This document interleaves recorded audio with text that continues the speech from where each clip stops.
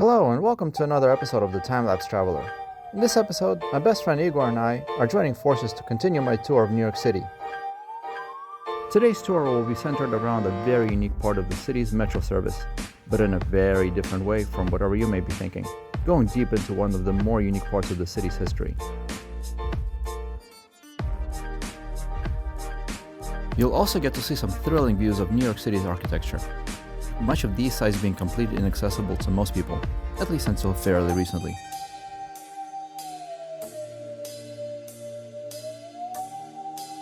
This video will end with a stunning, newly built spectacle of this crazy looking structure, commonly referred to as the Beehive building, and I hope you will stick around until the end to see this truly one-of-a-kind attraction. So come with me on this journey to see more of what this great city has to offer, and I guarantee that you will be amazed at what I have in store for you in this episode of my ongoing New York City series. New York City is a truly massive metropolis and goes by many nicknames, one of them being the city that never sleeps. A big reason for this moniker is the public transit system, which has been serving the city for well over 100 years. From its humble beginnings, it now stretches onto a massive sprawl with its 22 separate but interconnected lines to cover all the major boroughs, not including the suburban Staten Island, that being an outlier of New York City in pretty much every regard. Today, you can go from the northern end of the Bronx to the southern end of Brooklyn, approximately a 50-kilometer journey in just a little over an hour and a half. Back when I lived in southern Brooklyn, I took the subway every day to get to the place where I worked right by Times Square in Midtown Manhattan. This daily commute took just under an hour each way to reach my destination in a generally relatively comfortable way. It's certainly not the cleanest or most efficient transportation grid out there, but the subway still moves an average of more than 3.5 million people every weekday inside the 6,400 cars, traveling a total of 8,200 daily trips, which is no small feat for the aging commuter system that first began operating all the way back in the year 1904.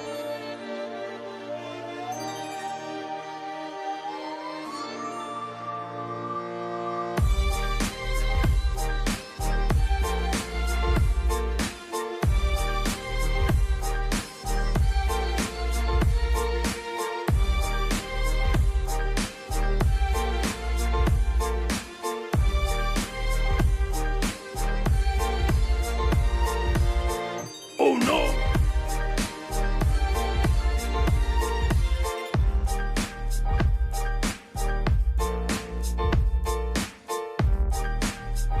Needless to say, a whole lot has changed in this nearly 120-year history, the High Line being the most prominent example of that. This 2.33 kilometer, or nearly 1.5 mile long elevated linear park, greenway, and trail was created on a former New York Central Railroad line to the west side of Manhattan in New York City. This abandoned elevated train line has been redesigned as a, quote, living system, drawing from the landscape architecture, urban design, and modern ecology into this beautiful park and recreational area for all to enjoy. Starting at the uniquely named Meatpacking District, the park runs from Gansevoort Street, 3 blocks below 14th Street, through Chelsea to the northern edge of West Side Yard, on 34th Street near the famous Jacob Javits Center.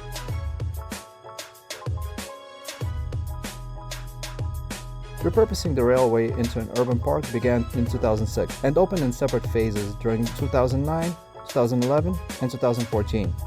The spur and extension of the High Line that originally connected with the Morgan General Mail facility in the 10th Avenue and 30th Street opened on June 4, 2019, as a final part of the park to open. Now the High Line has become an icon of American contemporary landscape architecture. The High Line's success has inspired cities throughout the United States to redevelop obsolete infrastructure as public space.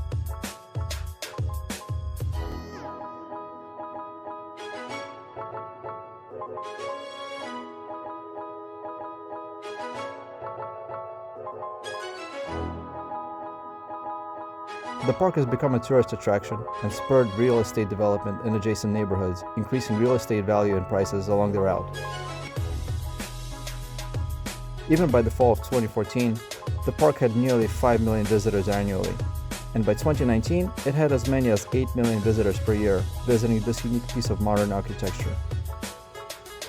You get to see the city from a different perspective, walking just a part or the whole length of the High Line without having to worry about dangerous street crossings.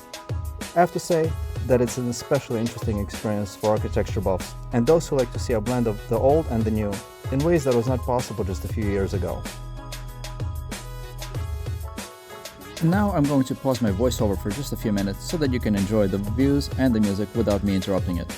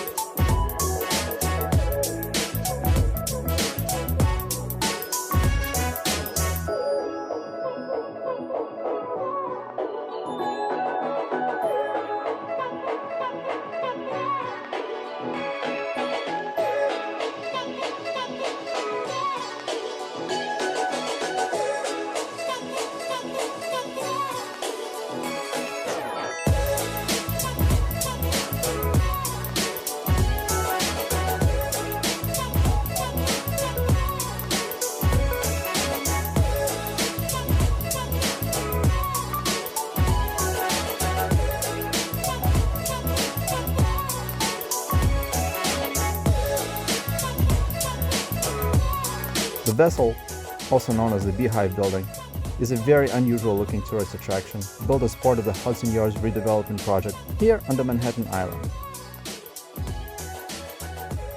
Built to resemble a large and elaborate honeycomb, but actually also looking like a giant shawarma.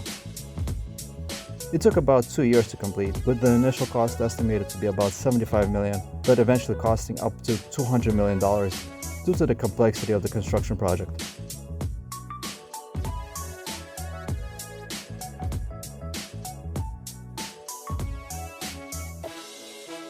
It now rises 16 stories and consists of 154 separate flights of stairs, 2,500 steps, and 80 landings for visitors to climb.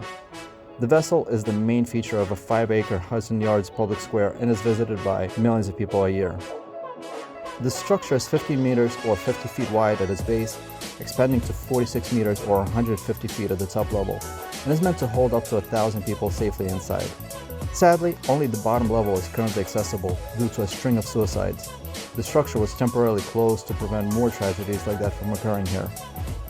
I'm hoping that some kind of barrier can be installed in the future, and that all the levels will once again be accessible without the risk of being a destination for people to commit suicide. Not everyone is happy with this kind of design, but I personally think that it looks quite amazing, especially being here in person, and I hope that I was able to give at least some sense of what it's like to visit it. Although my friend Igor and I continued to explore the neighborhood for some time after that, and did a whole lot more walking around, this is where I'm going to close out this video. I hope that you enjoyed this beautiful stroll that I took you on with me. If you did enjoy it, I would really appreciate it if you hit the like button and subscribe to my channel if you haven't done so already. Also, please don't forget to hit the bell icon to get notifications for my upcoming videos. Always do take care of yourselves and each other, and of course, stay tuned for more fun and exciting videos coming at you from the Time-Lapse Traveler.